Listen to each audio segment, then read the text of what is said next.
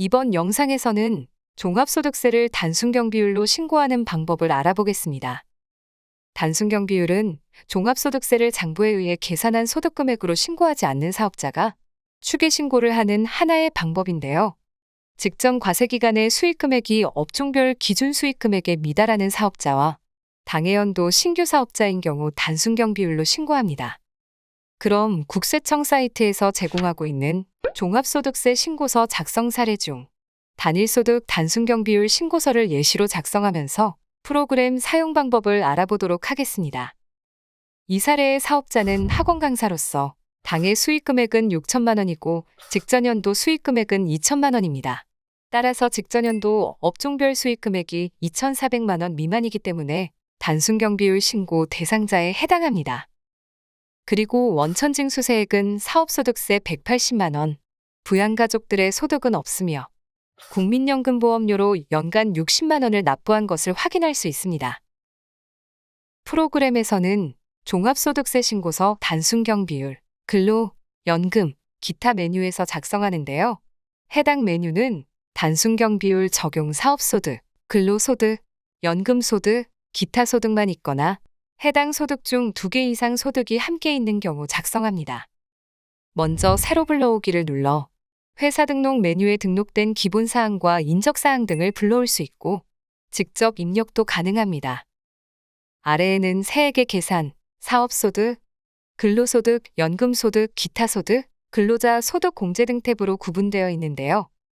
신고해야 할 소득에 따라 사업소득과 근로소득, 연금소득, 기타소득에 수익금액과 필요경비, 원천징수세액을 입력하고 근로소득이 있는 경우 근로자 소득공제 등까지 작성하면 최종적으로 세액의 계산 탭에 반영됩니다.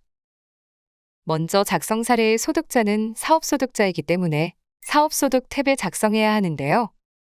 바로 사업소득을 눌러 작성할 수 있지만 세액의 계산 탭에서 지금 표시되는 금액들의 역삼각형 아이콘을 눌러서 입력도 가능합니다.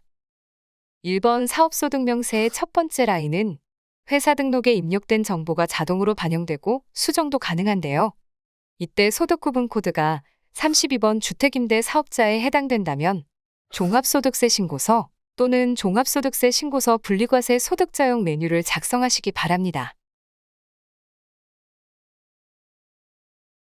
작성 사례의 총 수익금액 6천만 원을 입력하면 단순경비율에는 업종 코드에 해당하는 일반율과 자가율 또는 초과율이 반영되고 경비율란에서 업종에 따라 1번 일반율 또는 2번 자가율을 선택할 수 있습니다. 필요경비는 총수익금액의 단순경비율을 곱한 금액이 반영되고 총수익금액에서 필요경비를 차감하여 소득금액이 산출됩니다. 다만 예시로 작성 중인 인정용역 사업자에 대한 단순경비율은 수익금액 4천만 원까지는 일반율을 적용하고 4천만 원을 초과하는 금액은 초과율을 적용합니다. 따라서 4천만 원의 61.7%를 곱한 2,468만 원과 2천만 원의 46.4%를 곱한 928만 원을 더해 3,396만 원이 필요경비가 되고 총수익금액 6천만 원에서 필요경비 3,396만 원을 차감한 2,604만 원이 소득금액으로 계산됩니다. 다음으로 작성 사례의 사업자가 연말정산 대상이 되는 보험설계 소득까지 있다는 것으로 사례를 수정해 보겠습니다. 소득이 복수인 경우 두 번째 줄의 상호와 사업자 등록번호, 소득 구분 코드를 선택하고 업종 코드는 940906 보험설계를 입력합니다. 이때 사업자 등록번호를 반드시 입력해야 하는데요. 미등록 사업자라고 해서 사업자 번호를 입력하지 않는다거나 원천징수 의무자인 보험사의 법인사업자 등록번호를 입력하게 되면 전자신고 변환 시 오류가 발생합니다. 따라서 업종 코드가 94로 시작하는 미등록 사업 업종의 경우 사업자 등록번호를 이렇게 끝자리 29까지 겹치지 않게 순차적으로 입력하면 되는데요. 이미 첫 번째 라인의 사업자 등록번호 끝자리를 0으로 입력했기 때문에 추가 소득인 보험소득은 끝자리를 1로 입력하면 되겠죠? 그리고 총 수익 금액을 입력하면 학원소득과 마찬가지로 필요경비와 소득금액이 계산되고 복수소득이라고 표시됩니다. 이번에는 원천 징수세액 180만 원을 이번 원천 납세조합 징수세액에 입력해 보겠습니다. 상호와 사업자 주민등록번호, 그리고 원천 징수된 소득세를 입력하는데요. 이때 사업자 번호는 잘못된 사업자 등록번호를 입력하거나 공란으로 입력하면 오류가 발생하기 때문에 반드시 정확한 사업자 등록번호를 확인해서 입력해야 합니다. 이렇게 사업소득 탭을 작성했다면 세액의 계산 탭에 총수익금액의 합계금액과 필요경비, 그리고 원천 납부세액이 반영됩니다. 다음으로 근로소득, 연금소득, 기타소득 탭을 보도록 할 텐데요. 현재 작성 사례에는 연금소득과 근로소득이 없지만 있다는 것으로 가정하여 입력해 보겠습니다. 먼저 소득 구분에서 더블 클릭하여 51번에서 58번 근로소득이 작년에 개정되어 추가된 것을 확인할 수 있으며 기타소득 및 연금소득 등 해당하는 소득 구분 코드를 선택합니다.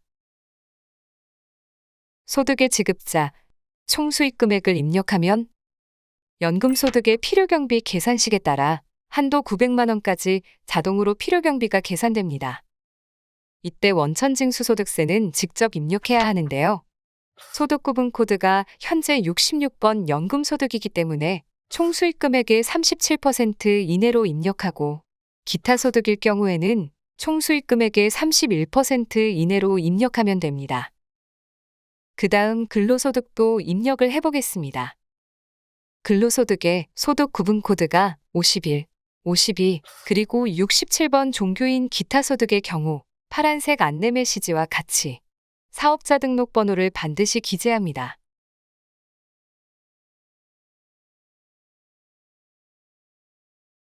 그리고 총수익 금액을 입력하면 근로소득공제 산식에 따라 필요경비가 계산되어 소득 금액까지 산출되고 근로소득 원천징수 영수증의 결정세액을 소득세란에 직접 입력합니다. 이렇게 해당 탭을 작성하면 사업소득과 동일하게 총수익 금액, 필요경비, 원천징수세액이 세액의 계산 탭에 반영됩니다. 이번에는 인적공제를 받기 위해 부양가족 정보를 입력해 보겠습니다.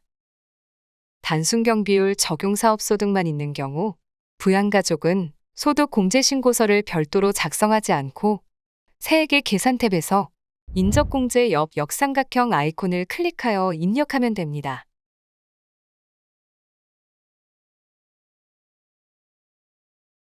작성 사례에서 배우자와 자녀가 소득이 없었기 때문에 기본공제가 가능하고 자녀는 7세 이상 기본공제 대상자이기 때문에 자녀 세액 공제를 받을 수 있습니다. 그리고 단순경비율 적용 대상자로서 장애인 증명서를 제출한 장애인이 직접 경영하는 사업에 한하여 장애인 적용 특례가 있는데요. 소득자 본인을 장애인으로 선택하게 되면 장애인 적용 단순경비율로 자동 반영됩니다. 다음으로 작성 사례에 국민연금보험료로 연간 60만 원을 납부한 금액이 있었으므로 연금보험료 공제에 60만 원을 입력하고 소기업 소상공인 공제까지 해당하는 항목이 있다면 금액을 직접 입력합니다. 근로소득자 소득공제는 근로소득이 있는 경우 근로자 소득공제 등 탭에서 작성한 데이터를 불러옵니다. 해당 탭은 51번에서 58번 근로소득이 있는 경우 입력이 가능하고 직접 입력하거나 소득공제신고서 불러오기를 통해 소득공제신고서에 작성한 소득공제 및 세액감면, 세액공제 데이터를 불러올 수 있는데요. 근로소득세액공제는 역삼각형 아이콘을 클릭해 근로소득세액공제 계산 팝업창에서 불러오게 하여 적용할 수 있습니다. 여기까지 입력을 하게 되면 소득공제 합계금액이 계산되고 종합소득금액에서 소득공제액 금액을 차감한 과세표준과 산출세액까지 계산됩니다. 중소기업에 대한 특별세액 감면이 있는 경우 금액을 직접 입력하는데요.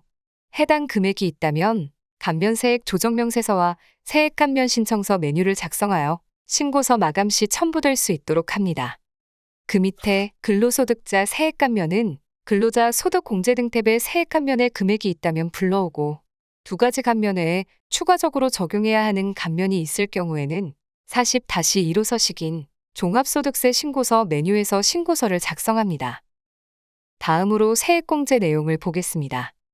자녀 세액공제는 인적공제에서 세액공제의 자녀와 출생입양에 체크한 내용이 반영되고, 연금계좌는 해당하는 라인을 클릭하여 구분부터 납입금액까지 입력합니다.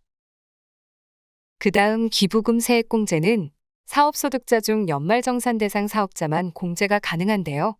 저희는 조금 전에 연말정산 대상 사업소득인 보험설계소득과 근로소득을 입력했기 때문에 기부금 세액공제가 가능하겠죠? 기부금 세액공제를 받기 위해 먼저 이 신고서를 저장하고 기부금 명세서, 세액, 소득공제 메뉴를 실행합니다.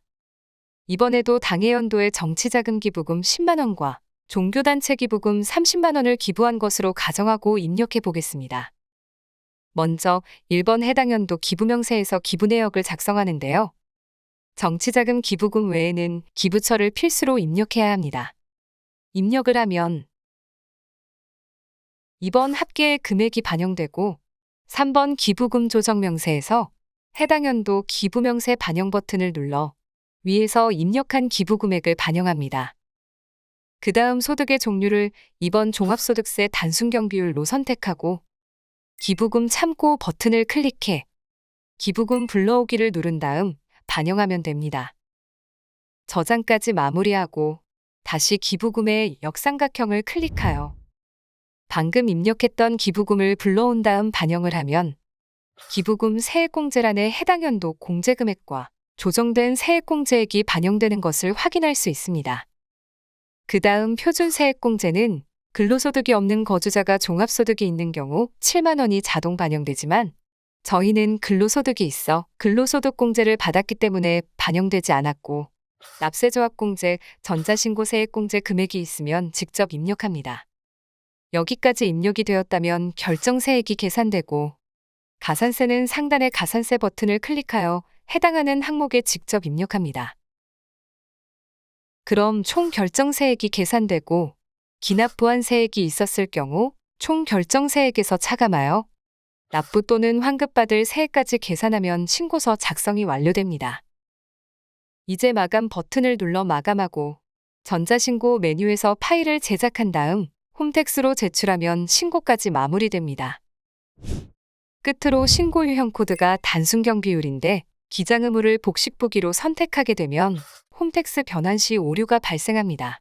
프로그램에서는 종합소득세 신고서 메뉴에서 신고 유형이 단순율, 기장 의무가 복식 보기라면 이렇게 붉은색으로 표시하고 있으니 신고 유형과 기장 의무를 올바르게 선택해 주시기 바랍니다. 여기까지 스마트 AI를 통해 단순경비율로 추계 신고하는 방법에 대해 알아보았습니다. 감사합니다.